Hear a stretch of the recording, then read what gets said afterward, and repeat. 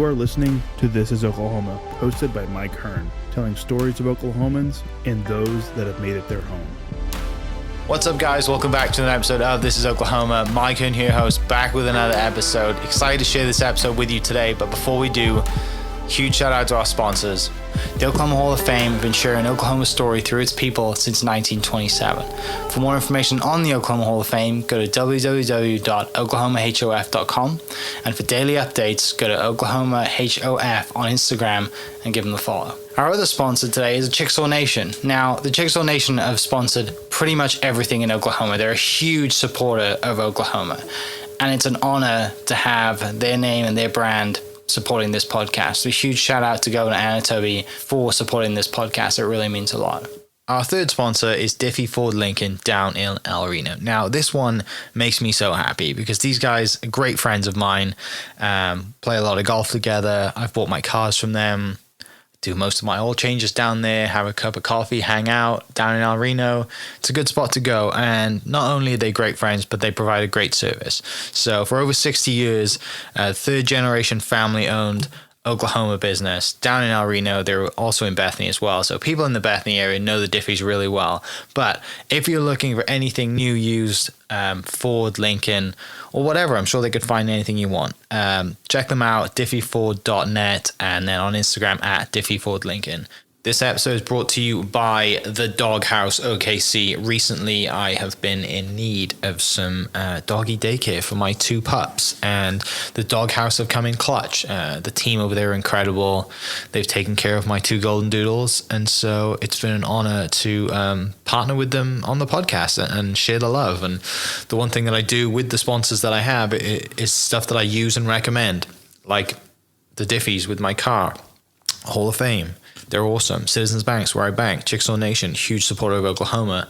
And adding to that is the Doghouse. And so if you're in need of doggy daycare in the day or boarding overnight, they do grooming and other cool things too. But I've had a fantastic experience, and it's an honor and a privilege to share this with you too. So go to thedogHouseOKC.com and follow them on Instagram at thedogHouseOKC.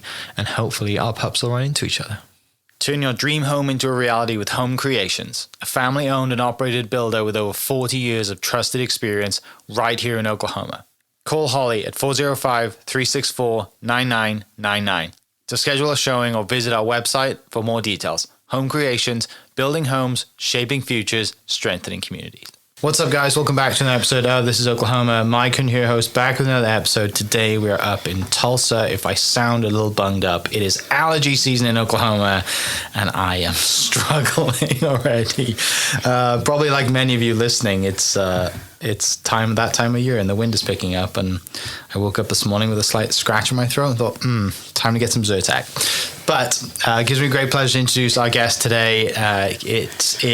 We're going to talk about tax. It's probably not the most glamorous topic, but it's that time of year. Should be that time of year. You should have sent them in by now. But it gives me great pleasure to introduce our guest, Cindy McGhee, who is CPA and Managing Director of NextGen Tax. Like I said, we're up in Tulsa, but you serve people all over. I think when we first jumped on the phone, you were traveling somewhere and getting back from a conference or working somewhere. Yeah. First of all, shout out to our mutual friend, Nicole, for connecting us. Thank you, Nicole. Spoke to her earlier today. She had some great live questions, and it's great to bounce back with someone such as Nicole, who she probably hears this from a lot of her friends, but she is probably one of the most hardworking people that I know. She is. So it's great to have a mutual friend that kicks backside, works hard, and just wants to make a difference in the world. So yeah, thank you, Nicole, for connecting us. Yeah. How's your day today? Good day. Yeah. Productive day. Yeah. Yeah. For a Tuesday. It's slowing down for you right now. April 15th, right, is the day? Yeah, right? For us, it kind of is, I feel like, always fast.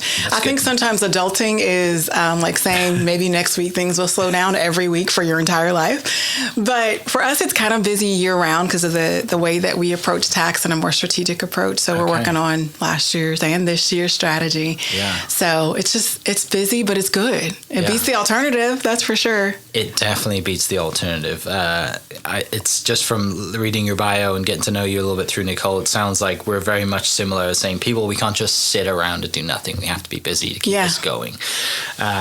Well, let's take it way back. Where were you born and raised? And tell me a little bit about kind of your childhood, your upbringing, and what kind of key moments make you who you are. Yeah, so born and raised in Springfield, Missouri, not too far from here. Mom and dad kind of just pulled themselves up by their bootstraps. I was raised by employees. My mom stayed home. I'm the youngest of 6 kids. My dad worked actually in the nonprofit space, so not a real lucrative industry. And they really just kind of sacrificed and really, I think, kind of showed the value of hard work to me at a really young age, even though they probably didn't reap rewards in a financial way like I would have preferred, but they really worked hard, and that's kind of like founded my work ethic from an early age. Yeah. As the youngest of 6, I am one of 2 girls, 4 older brothers. You can imagine what that's like. Baby constantly. Yes. So the youngest and one of 2 girls. So definitely a lot of extra layers of protection, I would say, beyond just like a dad who looked out for his kids, but brothers who looked out for their little sister too. Yeah. Growing up in Springfield was, I feel like, just kind of like down home type situation in terms of not rural, but not really a city, kind of like somewhere in the middle. But great childhood, great family, love big families. All of my family played sports. So I like to say I am a retired basketball player. I am 5'3", even though I'm seated, I'm still this short, even while standing. And therefore, basketball wasn't really in the cards for me, but I love to play. Played all the way through high school until I retired, and then went off to be an accountant. Okay. So, yeah. So you clearly from a young age have had an example through your mom and dad through hard work, but also nonprofit side of giving back. Mm-hmm. Does there anything stand out from those moments or things that are ingrained in you that you still do today that maybe looking back you only realize now? Yeah, I think there's a lot, but one that particularly comes to mind, I know my dad, as I mentioned, he didn't really have a lucrative career per se. And so I think sometimes we see like philanthropy and giving back as like giving out of abundance. But what I grew up with and saw in my dad's work was giving out of sacrifice. Oftentimes he gave to his kids and to other people's kids, and he went without. It wasn't over and above meeting his needs. Like he reduced what he needed to be able to help and to serve others. And that just made such a big impression on me because it's funny, I remember because he was leading a nonprofit, they had a board of directors. And the board of directors would come and they would kind of cater in a lunch for them. And they had monthly meetings. And so me and my siblings would go to the community center that he was leading after those meetings because there'd always be really good food there that was left over. And so anything that they didn't consume, we just scavenged over. But I was there one time and this lady who happened to be a CPA, I didn't know it at the time, but it really shaped how I kind of went into my career. She said, your dad is one of one. And I was like, well, everybody says kind things to people's kids, And I think looking back on that, I'm like, oh, that's really a nice compliment to pay. And that's really kind of her to say that to me. But then like watching how he lived his life, the way he worked, the way he loved people that were sometimes unlovable, helped people that quote unquote didn't deserve it, if that makes sense. As I saw him like walk that out, I then began to appreciate when she said he is one of one. It's true. Like the way he took care of us as his kids and took care of the people that became his kids kind of along the way is something I was lucky to be able to see, but just don't see often. Yeah. Was faith a big part of your life growing up? Absolutely. Grew up in a very strict Christian household. It's interesting because growing up, I felt like faith was a set of rules that couldn't be broken, like very restrictive is kind of how it felt. And it wasn't until I grew up and like had my own personal relationship that I'm like, no, this is actually freedom. This is not restriction. But I distinctly remember growing up that I went to church 3 times a week. I went on Sunday morning. Regardless of the weather, we were like the post office. Like we were always open. I went to every Sunday morning, Sunday evening. That was a thing when I was growing up. And then Wednesday night Bible study. 3 times a week. There was no online church. There was no church canceled for any reason. So yeah, grew up in church. I'm so grateful for it. I hated it at the time. I thought it was restricted. I thought it was like the fun things that were happening I couldn't always go to. I couldn't do a Saturday night sleepover. I had to go to church on Sunday morning.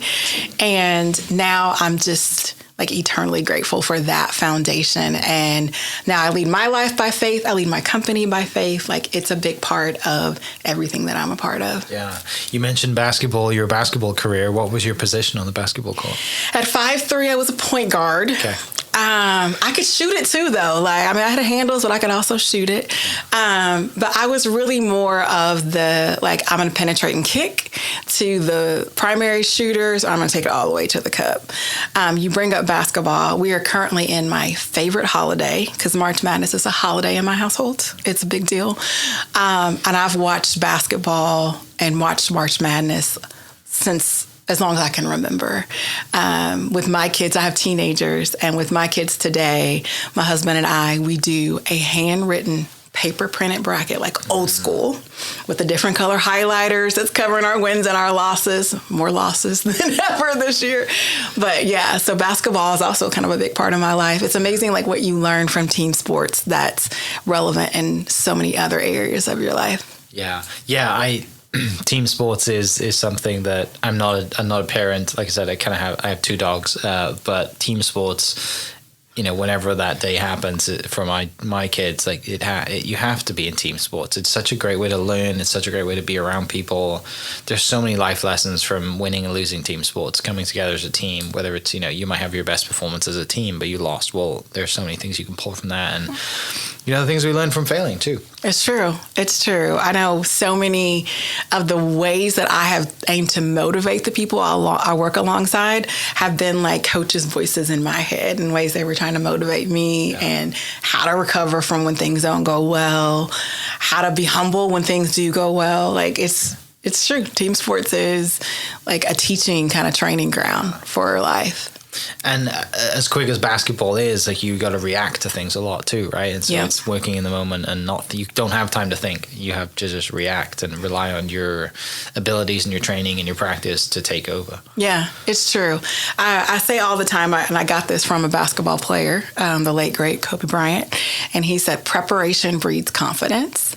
And when you practice and you're well prepared, then when you get into that game-winning shot experience or like whatever challenge you face, you're not so nervous and scared because you've prepared. So you're confident that you can perform a shot you've taken 100 times in practice. Yeah. And I'm like, and that's so true for life. Like in our work, when we're prepared, we're confident. When we take the time and invest the time to make sure that we are ready, it's not so scary. It's not so challenging. Yeah. You mentioned having a strict kind of faith base and faith being quite strict as a young age. Was education looped into that strictness as well from a family side? Like academia is very important to your family growing up? Yeah, absolutely. Like we knew we could not come home with anything less than a B on our report card, really on any assignment. Really, they kind of raised the bar. Like the expectation was A's, but if you fell a little short and gave it your best effort and got a B, that was deemed acceptable. But with myself and my 5 siblings, we knew we should just bring home A's. Like it was in everybody's best interest if we just all brought home A's. And it's another thing I'm grateful for that I hated at the time. I thought, you know, it's unreasonable to think that we will always make A's and B's. Like maybe we're just not good at some things. I always felt like it was too high an expectation. But looking back on it, like I realized like people rise to the level of their expectation and their preparation. And because my parents set a high bar, I kind of replicate that for myself and now for my own kids. And so doing it the right way in a healthy and encouraging way is important. And I think my parents did that most of the time. But yeah, education has always been like a high focus in my household. So going through high school, you mentioned you're the youngest of 6. You know, you got older brothers and sisters going off to education, maybe going to college, going into the workforce, doing their thing. What leads you to think that accounting is what you want to do? Are you naturally good at numbers, or do you think that is there a different reason? You mentioned meeting the CPA one time. Was that a key moment as well that leads you into that realm? Because most people would look at accounting and think, I mean, I hated my accounting classes in school. I'm probably the majority, right? But there's people that get it. And looking back, I wish now, being 34 and a business owner, that I had done more accounting classes, paid more attention in school. Yeah, I think for me, accounting, the seed for accounting was actually planted when I talked with that CPA that was on my dad's board. And ironically, the fact that planted the seed was not because she was kind to me and complimented my dad. It was because she drove a Mercedes. And I said, who drives that? And I want to do what she does. So that's what kind of piqued my interest, because, you only know like professions that you're exposed to. So that kind of piqued my interest in learning about it. I always had kind of an affinity for math, but what I enjoyed about math and accounting in particular is that it always has a right answer. There's only 10 numbers: add, subtract, multiply, divide. There's always a right answer. And in contrast to like sciences and other things that are more nuanced and more practicing, like it's either right or it's wrong in accounting. And I was just drawn to that aspect of it. I think as I got later in life, I realized the difference that it could make in my own life and the lives of people that I get to support. And so the interest grew even more when I realized the impact that could be created by being, really educated and an expert in that field. Yeah. So you're going into thinking, I'm going to go to university to become an accountant and a CPA. And so at this late time in high school, you're already kind of planning your future and your career, which is fortunate for a lot of people, because some people go into college, even in today's world, they don't even know what they want to do. Maybe they graduated 10 years ago and they're thinking, I'm still kind of lost. So you clearly had a vision and a goal and a place that you wanted to get to. What was the options for school, and where did you end up going? So I wanted to go to an Ivy League school. That was my dream. The Ivy standards, right? Yes, Ivy League is really far from Springfield, Missouri. I felt like I had the most strict parents on the planet, and I'm like, send me far away. Naive kiddo, had no idea. And so that was my dream. And my parents said, you're not going that far away. Like, you can go off to school, but you're not going that far away. And so I started just kind of I had get test scores and like the GPA and the things that would make colleges want to have me attend. And so I started getting brochures from different colleges. And the school I attended is in Memphis, Tennessee. It's called Rhodes College.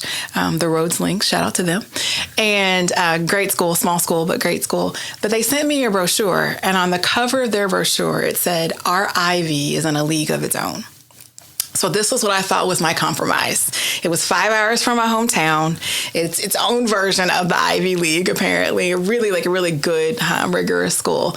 And so I wanted to go and explore. And the city of Memphis is, a major metropolitan. So to me, I was going to get that away from home experience, the major city experience, and an Ivy that was in a league of its own. So that's where I chose to attend school. I love Memphis. Been there to play golf. I've been there to eat great food. Been in Graceland twice. Memphis is a great spot.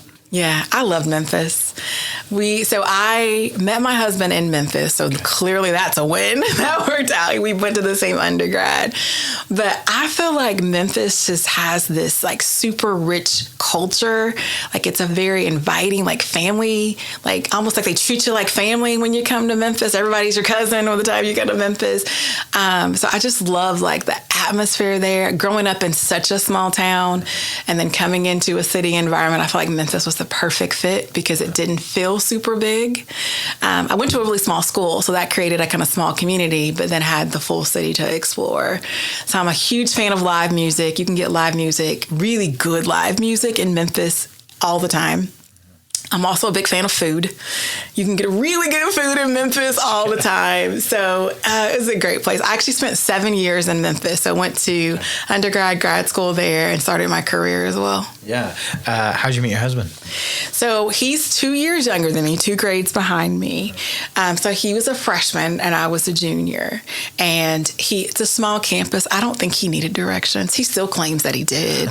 But he stopped me on campus in the fall of his first semester, trying to get directions to one of the science buildings. I was in the School of Business. I knew nothing about any of the science building, but he was very handsome. So I was like, oh, here, I'll show you. I was finding my way as well because I'd not been into the science buildings. But so I was giving him directions, allegedly. We ended up going to the same church, and the college kids that went to our church together, we'd oftentimes go to Sunday dinner, like a family Sunday dinner after church. But he would never go because he's super cheap. And he's like, I can eat for free on campus. Why would I pay to eat? And so one of his friends who knew kind of that we liked each other but had not really kind of talked about it, one of his friends said, hey, if you invite him to go to dinner after church, he'll probably go. And I said, no, he won't. He never goes with us. He's too cheap. Well, I invited him. He went with the group, and he actually paid for my dinner. And he credits that as our first date. I'm like, it was a group, but okay, fine. We'll call it that. But that was kind of our first acknowledgement of liking one another. And we've literally been together ever since. Brilliant. Yeah. That's awesome. Yeah. Love that. What's his name? Jonathan. Yeah, he goes by Shout John. out Jonathan. Men don't ask for directions very often, so he was definitely not asking for directions. Agreed. We don't like to ask for help at all for the most part, right? Most men anyway. That's awesome. So you stay in Memphis 7 years, you do your undergrad, and then you go to do a master's. What was the decision to do a master's and stay in education versus go out and start work as a CPA? So for my industry, to be a CPA, you have to have 150 credit hours. And so it just made sense to go ahead and get a graduate degree to do that. The school that I went to, because I knew I wanted to be a CPA, that was the dream. The school that I attended had a 5-year master's in accounting program. So I could go straight through 5 years. And it was like a master's / CPA prep aligned program. So I went straight through. The same week that I took finals, I took the CPA exam. Fortunately passed all of those. So that was important. So it allowed me to get through the education part a little bit faster, really geared me toward getting my license and going out into the workforce. And Memphis being the biggest city that it is, there was plenty of firms kind of ready. And obviously with the school's program, I'm sure they had their eye on you, and students well before you graduated to think, hey, like there's internships, there's opportunities. So it was already kind of pre-planned. Maybe you didn't know, but it was like ready to go. Like, hey, once you do graduate, there's internships and ways for you to dive in. Was there anything within the CPA realm that specifically struck you, because it breaks down, there's many different areas, right? Was there anything that really struck you that you really wanted to sink your teeth into? Yeah, so one of the things that was interesting to me was that all of the super high paying jobs kind of in the accounting realm all said they had, at the time, Big 5 experience preferred. So at that time, there was 5 huge global firms. Now there's 4. There was 5 huge global firms. And like I say, all the high-paying jobs wanted you to have some experience in one of those global firms before you could go work at, like, say, a One Oak or a Williams in order for you to be like a CFO at that level. Okay. So at the time, I decided I would go into public accounting really just as a stepping stone to get into the higher level accounting roles. But when I got into the field, it sounds crazy to say it, but I fell in love with tax. And everybody says, that's not possible. Like, that is the least glamorous, the most tedious work. I fell in love with it. It wasn't really the work per se, it was the impact.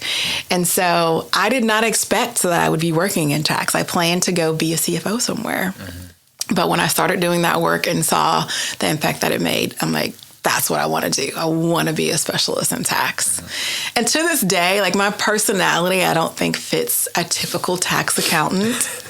To this day, I'm like, that was a God thing, that I was exposed to it, that I fell in love with it, that I chose to go down that path. Because nothing, I don't think, about me aligns with, you should be a tax accountant.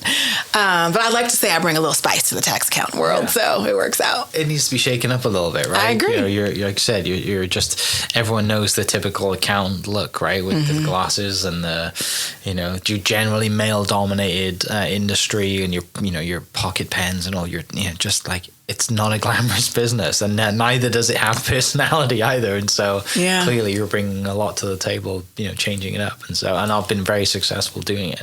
How was it going into that, that kind of those core, public tax accounting, and then into as your career progresses, and because you're coming in like the things we've just mentioned, and your personality, you don't strike me as someone who's just going to sit in the corner and be quiet. Like, once you understand what you're doing and you can add value, your personality is going to come out eventually. Yeah. How were those early years of your career?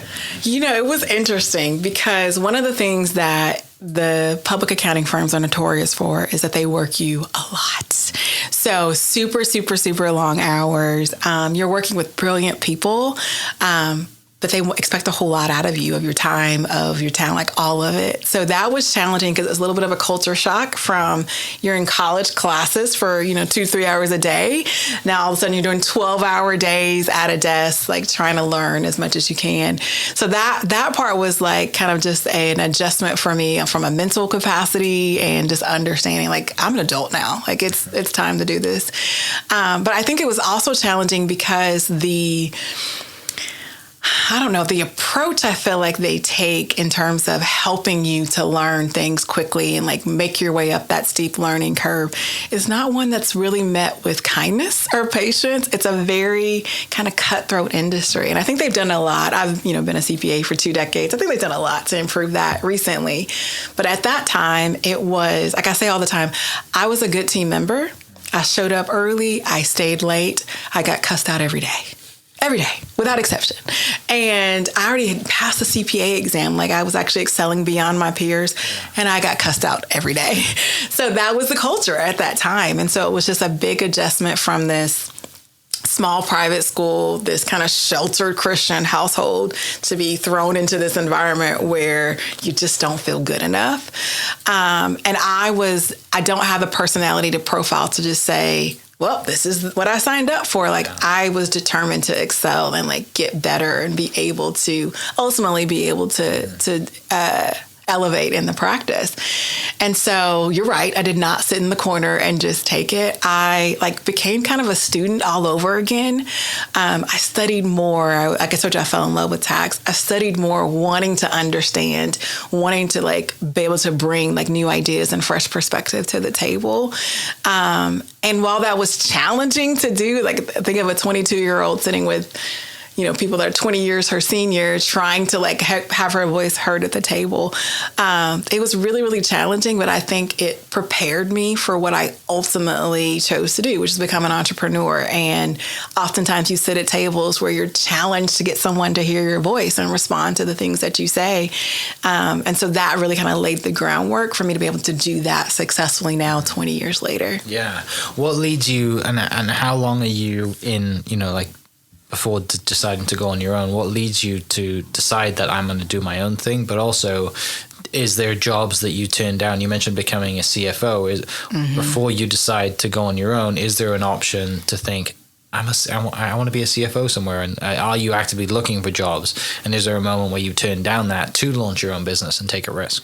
For sure. I remember when I started my career in public accounting, everybody said, you need this experience, but if you can get 2 to 3 years, you're going to hate it. It's going to be miserable. If you can just do it for 2 to 3 years, it's like another set of tuition effectively, and then you'll be able to launch and do kind of the things that you want to do. And so that was kind of my sentiment. I ended up staying almost 4 years. Can't say I recommend that, but I still had things that I wanted to learn, experiences I wanted to have. And so that it worked out for me to do that for 4 years. When I left, we call it taking a job in industry. So I went from public accounting, where you have a bunch of bosses, to corporate accounting, where you just kind of have one boss, you work for one company. And at the time, my vision was I would work with this company, work my way up to CFO at this company, and that was going to be my career. And one of the things that I learned, though, when working in public accounting was that it was not the employees or even the CFO that were really having lucrative salaries from their work. It was the owner. And so the more and more I got to see kind of the financial inner workings of the clients that I served, and then the company that I worked in when I moved into industry, I realized this is not the finish line.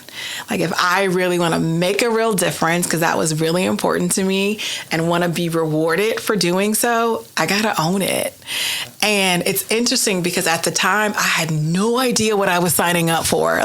When you're an employee, you really don't know what the owner is dealing with. You have no idea. And so I had this vision of, I want to make an impact. I want to be rewarded for that. And had no idea that meant so much because entrepreneurship is nothing like being an employee. It's nothing like it. I wouldn't trade it except for a nap some days. Some days I trade it for a nap, but I wouldn't trade it. But at the same time, I had no idea what I was signing up for. Yeah. It's hard when you've dipped your toe in the entrepreneurship world and you have worked every hour of every day of every week, like Mondays and Fridays. I always laugh at that meme that says laptop shut till Monday on a Friday. Never experienced that in my entire life. Same. Right. But I do know that if I were to go back to a quote 9 to 5, I would be miserable for the rest of my life. Mm-hmm. Right. And I'd rather, work at 8 o'clock at 9 o'clock on a Saturday night doing something, building what I want to build versus, sitting around watching TV or, I wouldn't give it up at all. Yeah. Right? Through the good times and the bad times. Agreed. And there's obviously a lot to be said for, you need a team. Like there's a lot to be said for people that like play the role and are a part of the team.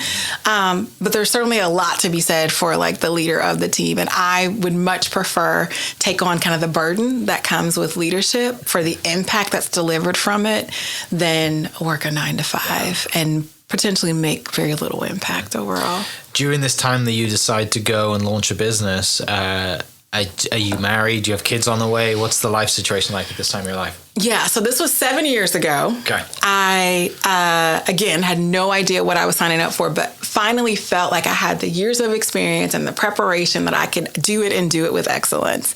Because I'd seen too many people start businesses that fail. I mean, that statistic is so true. Like most businesses fail in the first 2 years. I didn't want to be a part of that statistic. So I delayed, sometimes I think too long, but I delayed to like feel like I was really, really ready, which fun fact, you're never ready.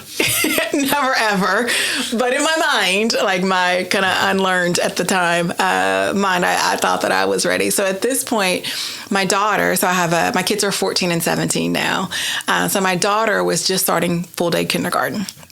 And so I thought, you know what, I'm going to have the bandwidth and the space to be able to really, really focus and do this. Again, having no idea that this wasn't a 40-hour-a-week position that I was taking. So I'm like, okay, this is great. The kids will be settled. My son was, a couple of years older, so he's already in full-day school.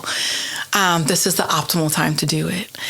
And when I tell you, the rude awakening of, no, this will not be done while your daughter is in school or your kids are in school. This is around the clock, 365 days of the year. You are going to have to really, truly commit to this work. And I talked a minute ago about like, I want to make the impact and get the rewards of doing it. That comes later, right? So those first, I see people all the time, if you're going to go out on your own, you need to be prepared to work twice as hard to make half as much. And then eventually you get good enough at it that relationship flips. And eventually you get to work half as much to make twice as much. But that's a long journey from where you start to get into that finish line, a journey I'm still on. But at the time, I was thinking, perhaps I can manage this because I have the skills, I have the experience, I have the credibility, and now I have the time because my kids are in school full time. And when I learned what it actually takes to build a business, and I'm still learning, 7 years in, still learning, I realized, no, I wasn't ready. Yeah. And you can't be. And there's a whole lot more to it than just creating an LLC, a cute logo, and saying, hey, I'm open for business. I'm a CEO. Yes, right? yes. I own my own company. Because there's a lot of that too. There is. There's a lot, and it's never been easier to start a business today, than it ever has been in the history of what we know. Yeah. You go online, you can start a business, have a business bank account pretty much within a day, and have everything you need. An EIN number and all the things. Yeah. Entrepreneurship's it's a great ride.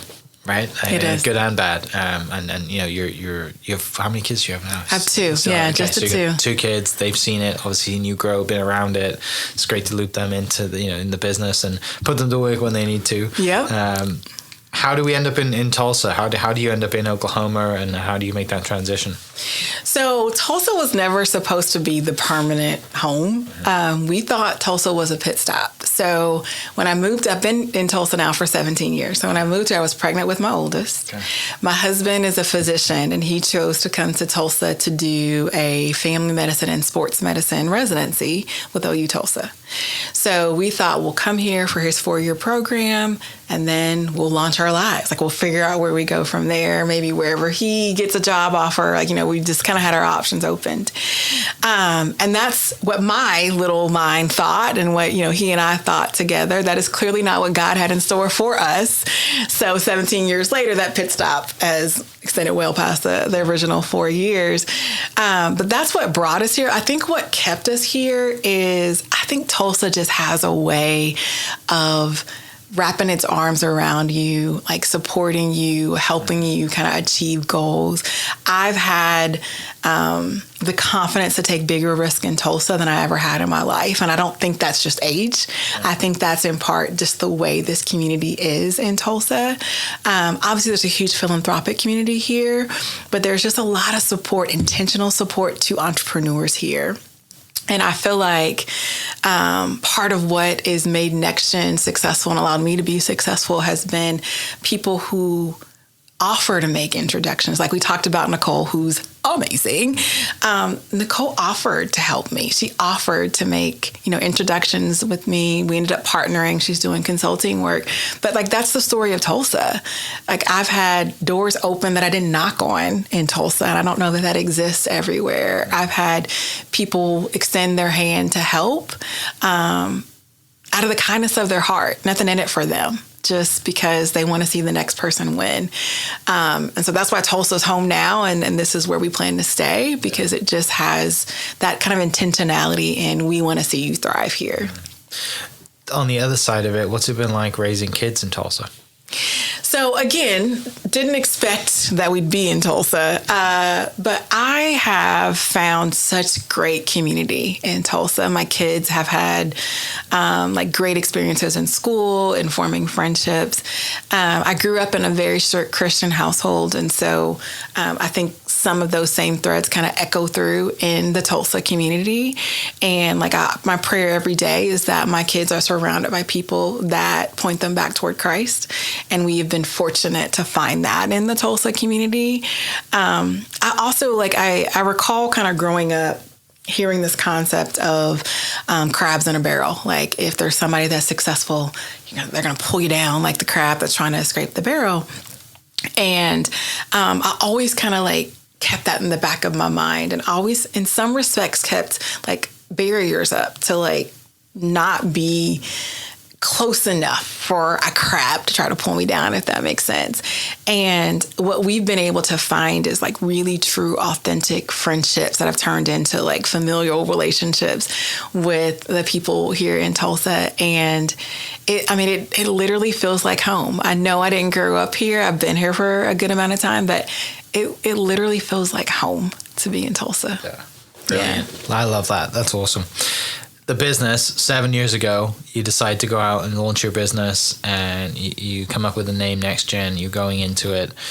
Take me to those, you mentioned it was never easy, and nothing ever is easy starting out, but take me to that first year. What was the business plan, the goal, diving into tax and trying to help as many people as possible, taking those core principles that you've grown up with, learning from mom and dad and seeing that community around, and your dad, like I said, just sacrificing a lot to get to where you're at, and you marry that with your love for tax and business, and you launch this business. So would love to hear you talk about that first year, and leads into obviously where we're at today. Yeah. That first year was hard. Like they say, you don't know what you don't know. Yes. That was 100% that first year. So when I first got started, I technically launched the business in the fall, but that first tax season, come January, I'm by myself. I'm a solopreneur. Can't afford to obviously hire people. Couldn't even really afford office space. I was in a co-work space because I needed a professional address. But I basically worked from home before working from home was a thing. Just trying to find a way to keep the costs low, but still kind of get the business off the ground. And I distinctly remember when I started, my vision was I want to work seasonally. I want to do taxes for a few months of the year, and then I want to live off what I make in those few months for the rest of the year. Next year, do it all over again. So that very first tax season was a flop.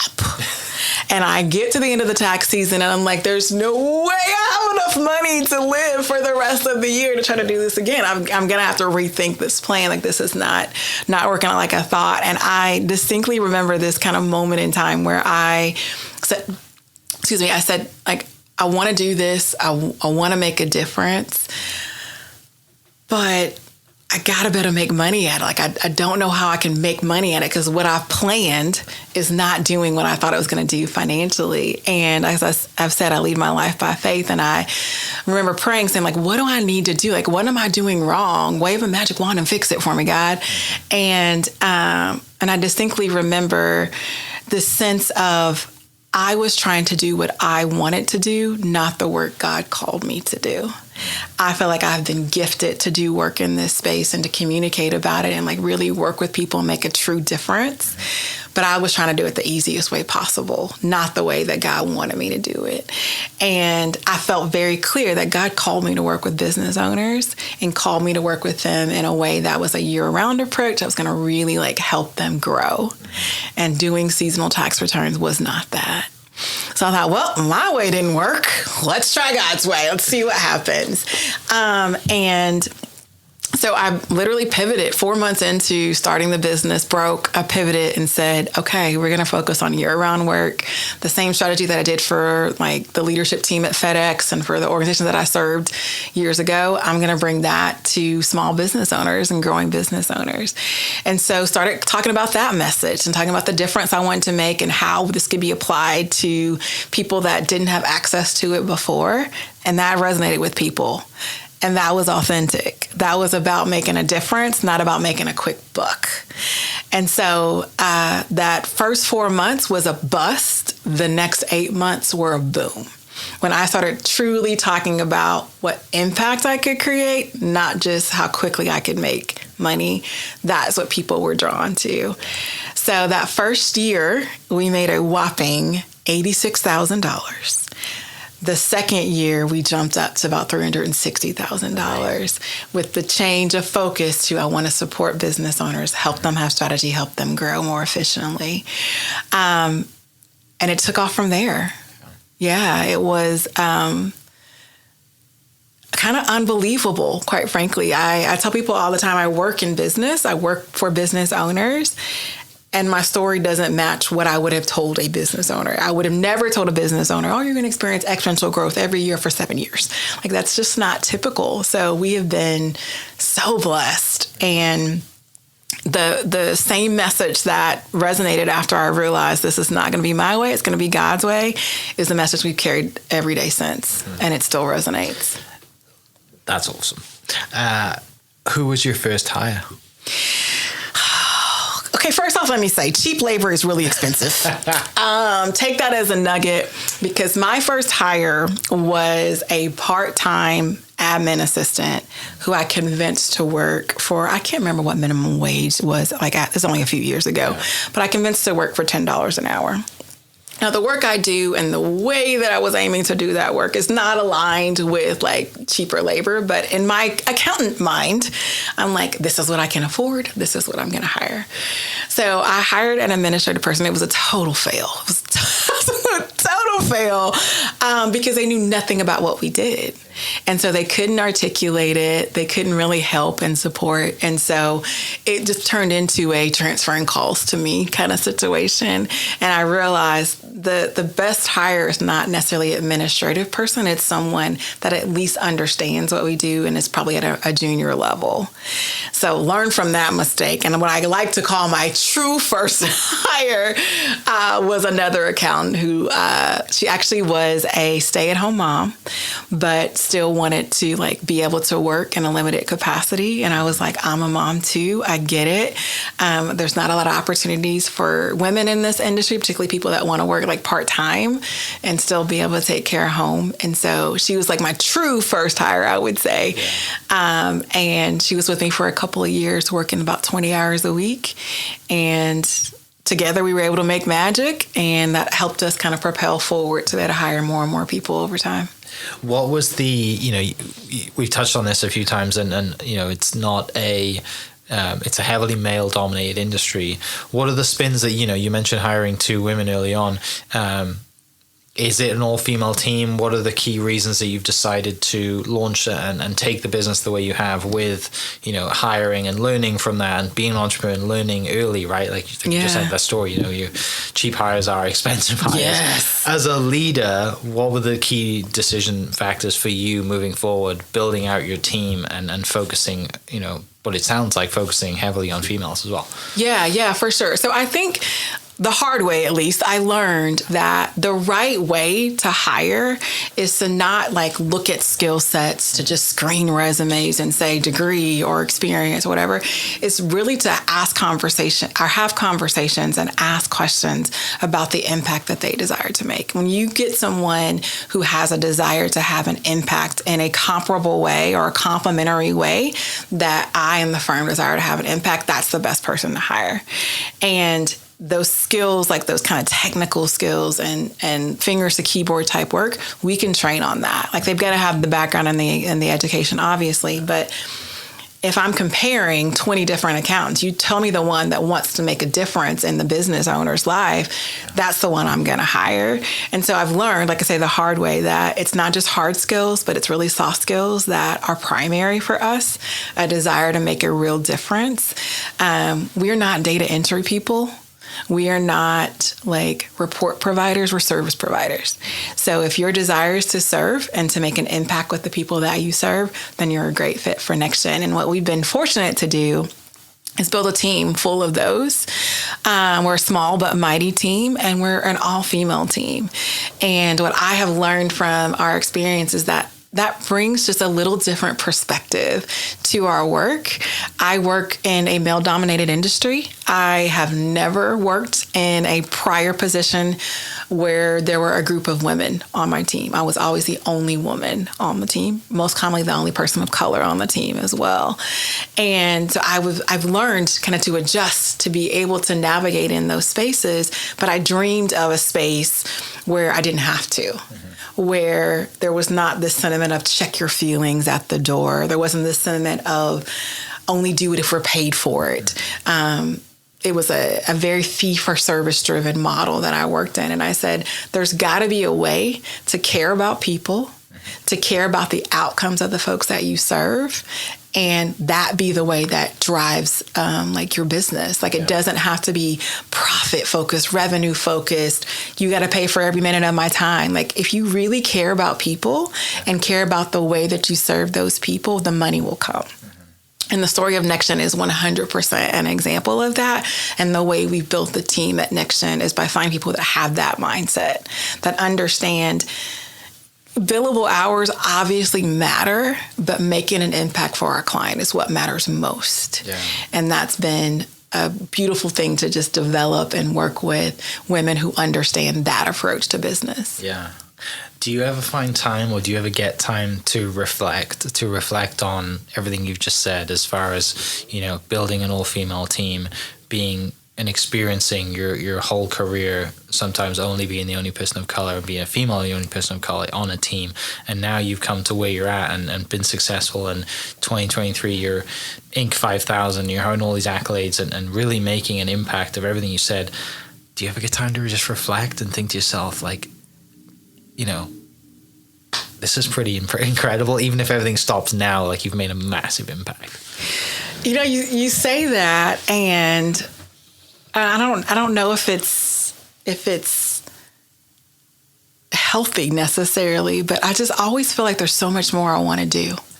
There's I'm grateful, and it's not lost on me that this is an amazing journey that I've been on.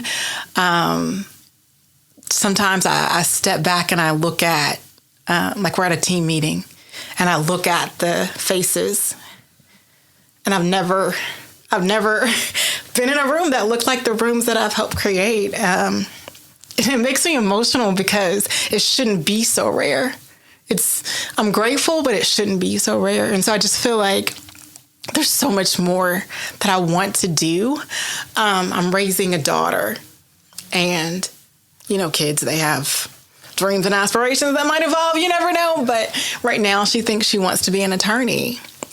And the legal industry is very similar in terms of like it's a male dominated industry just like mine. And I don't want her to have to climb the uphill battle that I had to climb to create the environment that is NextGen. I want that to be the norm. And so the work that I'm doing is intended to help make it to where she walks into rooms and sees faces that look like hers, and that's expected and that's not abnormal. I love that it's extraordinary, but I don't want it to be extraordinary. I want it to be ordinary. Yeah, it shouldn't be, right? Like it should be, like I said, normal. It should be the thing that anybody can do and anybody can see and anybody can experience. I think one of the quotes on the website is like the game changer in you, right? Which, as an entrepreneur, we need a little motivation. We need that chip on our shoulder. We need to have that, I'm going to show you, I'm going to prove you wrong. And clearly that's kind of a lot of what fuels you. You've mentioned a lot of things that motivate you, but is there anything else that fuels you that some people might not know that is, one thing you wake up every day and you see this or things that you do that really sets yourself in like you just said, there's always more to do. There's always something, there's always a bigger impact to make. Why and what fuels you to do that? Yeah, there's a lot of things. I think my kids for sure that plays into. I want to lay a foundation for them and create a path for them that is easier than it was for me. But I think as a woman of color, I have made so many mistakes and had to fight so many battles that I don't want anyone to have to fight, from a woman of color to any person on the list, for a battle to have to fight. And I feel like I always use the analogy of the plow. Like when I keep my hand to the plow, the further I push it out, the easier it is for everyone that follows behind me, because I've pushed it out far enough so they've got a little easier road to go down. And so I know that the work that I'm doing is not just work that's going to impact me and my kids. I know that it's going to have multi-generational impact on lives that are not directly related to me and my family. And that keeps me motivated too, because it's never been that people that look like me are less capable. It's never been that we can't. We just haven't been given opportunities. And so in my mind, as I make more and more progress and grow, I'm opening the minds of others to say, well, she's not the only one who's capable of achieving at this level. And so I pray that I am opening doors that will give more people that look like me opportunities, because just give me an opportunity. And I'm gonna do a great job, but there should be access to more opportunities. And so I hold the door open as I walk through it. Do you have a North Star? Do you have a point where you think, once I get here, like I feel like that's enough, or is it never enough and you're just going to keep going and going and going? No, there's got to be a finish line. I say this to my clients too. There's got to be a finish line. I do. And so I actually took some time to think through this just a little over a year ago. Like, what will it look like when it's done? And I present this to my team when I'm like kind of casting the vision for what we want to accomplish as a practice. And there's this slide that I present, and it has some pictures of like ultra wealthy entrepreneurs, like Richard Branson's on there, Warren Buffett is on there, Jeff Bezos is on there. And I say, when you think of ultra successful entrepreneurs, what faces, what images come to mind? And I don't care who I ask, if it's a woman of color, if it's it doesn't matter who I ask. The answers are always balding white men. Yeah. Every single time. Right. No knock on balding white men, but there should be some more images that come to mind. Occasionally we'll get an Oprah or a Michael Jordan, but generally like those images are the ones that come to mind. And I want to diversify that image. I want the image that comes to mind for my daughter when she thinks of an ultra successful entrepreneur to be someone, at least one, that looks like her. I want the same for my son. I want the same for your future kids and all of the kids. Like, I want there to be images that align with everyone, because we are a diverse people, but unfortunately our financial success stories don't share that same diversity. So that's what it'll look like when NextGen's done. There will be images of ultra successful entrepreneurs that it's way more diverse than it is today. Brilliant. That's awesome. This one's for me. This is a real estate question. My job is in real estate, luxury real estate predominantly, but real estate in general. So being in the luxury space, I deal with a lot of people who are building their dream homes or trying to find their dream homes. And so I love to finish with this question, which is, if you were to build your dream home today, and this is your dream home, not your husband's, not your kids, this is just for you, what does that look like? It would be near the water.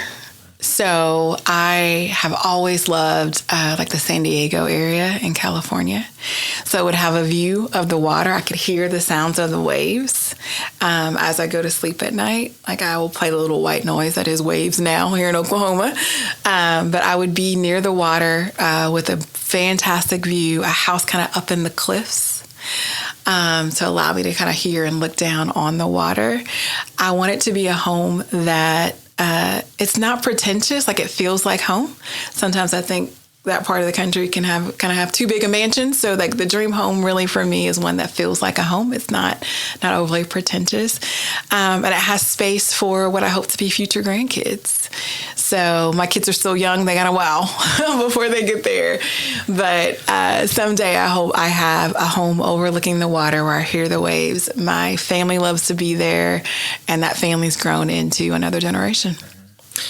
Big lover of kitchens. Are you a good cook? What do you do when you're at home to kind of de-stress and get away from, when you can, to turn your phone off and put it in the other room? Yeah. So kitchens are the central of my home. So I was fortunate to build and design my own home that I have here in Tulsa now. And the kitchen has a massive island with lots of seating around it because every kind of gathering always ends up in the kitchen. I love to eat. Preferably someone else is cooking, but I'm willing to cook if I need to, or cater, even better. But it's just always kind of been where, from a young age and until now, like kind of where everybody gathers. People come and they come to the kitchen. So kitchen is always central. In addition, we spend a lot of time outside. My kids are active. I insist upon that. I'm not a big fan of face to a screen all the time. And so backyard outdoor space is always really important to me in a home. So we built a backyard that a basketball court in the front yard, plenty of space in the backyard to just kind of have fun and enjoy time outside too.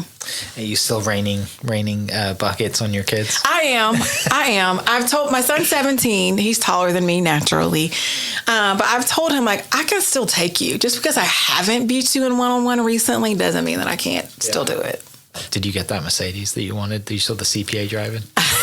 Oddly, I got a Porsche. I got even better.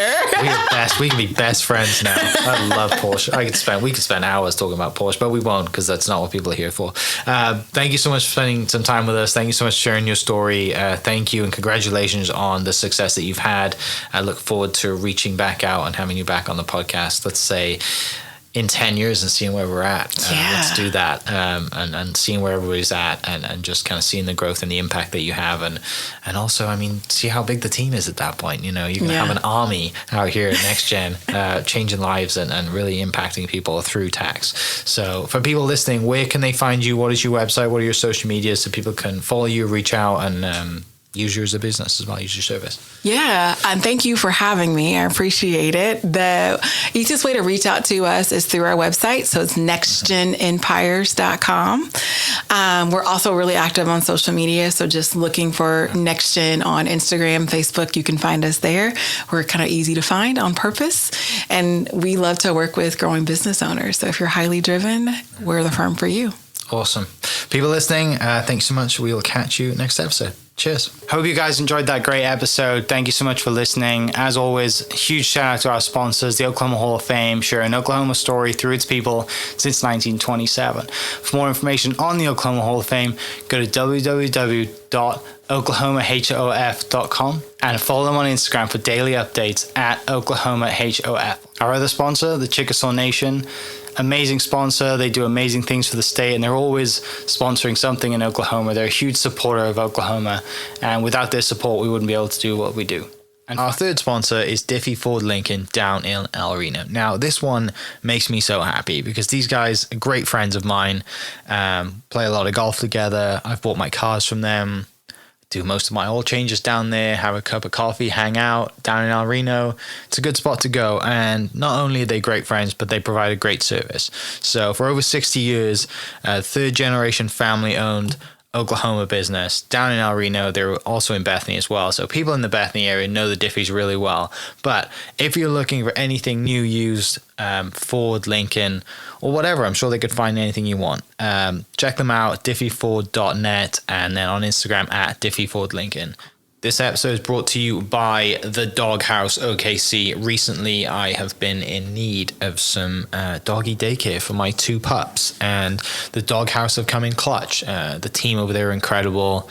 They've taken care of my 2 golden doodles, and so it's been an honor to partner with them on the podcast and share the love. And the one thing that I do with the sponsors that I have is stuff that I use and recommend, like the Diffies with my car, Hall of Fame.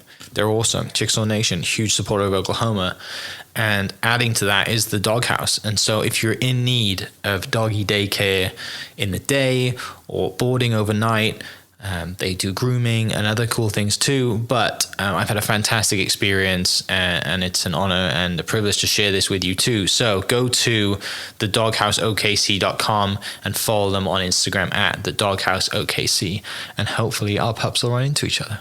Turn your dream home into a reality with Home Creations, a family-owned and operated builder with over 40 years of trusted experience right here in Oklahoma.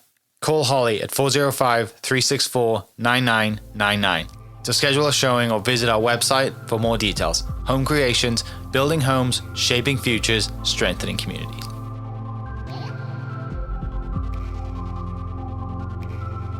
Thank you for listening. We are inspired by those around us and hope that you are too. Make sure you subscribe to this podcast on your favorite podcast platform and leave us a review so we can keep telling your stories. For more great Oklahoma content, follow This Is Oklahoma on Facebook and Instagram.